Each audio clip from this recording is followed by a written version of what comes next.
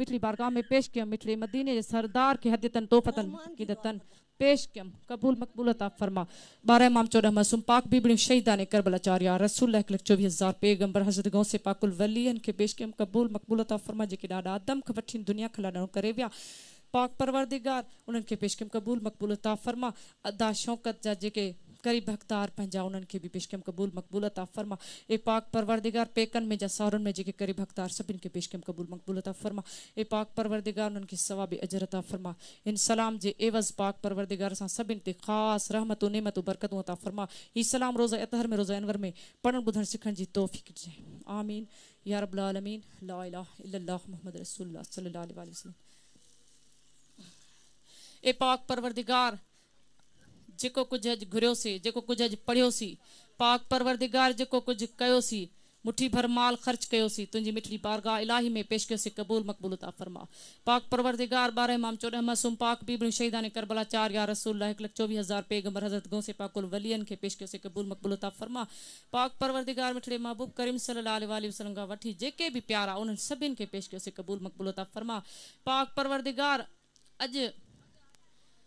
जेको हिननि ख़र्च कयो आहे ॿिए चकर पाक परवरदिगार अञा वॾे में वॾो ख़र्च करण जी तौफ़ीक़ ॾिजाइनि जेके बि हिननि जे घर में मुसीबत परेशानी जेका दूर कर मिठड़े महबूब करीम सल्लल्लाहु अलैहि वसल्लम जे वास्ते परेशानी ख़त्म कर पाक परवरदिगार अदा शौक़त जे मथां जेका बि अंदर में जेका बि परेशानी जाइज़ अथसि पाक परवरदिगार या उन जी घरवारी खे जेके बि जाइज़ परेशानियूं नाजाइज़ी खां बचाइजांइ पाक परवरदिगार उन्हनि जूं परेशानियूं दूर कर मिठड़े महबूब करीम सल्लल्लाहु अलैहि वसल्लम जे वास्ते या जंहिं अमड़ एॾो ही कयो आहे पाक परवरदिगार बचड़े जो पाक परवरदिगार इन बचड़े खे नेक निमाज़ी कजांइ इन बचड़े खे हयाती ॾिजांइ इन बचड़े खे ॿिन्हिनि माउनि खे पाक परवरदिगार इन बचड़े जी कमाई उन्हनि खे खाराइजांइ पाक परवरदिगार इन बचड़े जी कमाई ॿिन्हिनि माउनि खे खाराइजांइ पाक परवरदिगार मिठड़े महबूब करीम सल्लल्लाहु अलैहि वसल्लम जे वास्ते इन बचड़े खे शर्म हया जी नज़र ॾिजांइ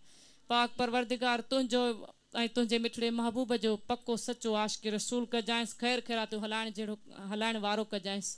पाक परवरदिगार मिठड़े महबूब करीम सल्लल्लाहु अलैहि वसल्लम जे वास्ते अॼु जेको कुझु घुरी सघियासीं जन जन जे लाइ जेके जेके महिमान आया उन्हनि सभिनि जूं पाक परवरदिगार परेशानियूं दूर कर जेके बि जाइज़ परेशानियूं खणी आहिनि पाक परवरदिगार सभिनि जा रहमतुनि सां नेमतुनि बरकतुनि सां झोल भर पाक परवरदिगार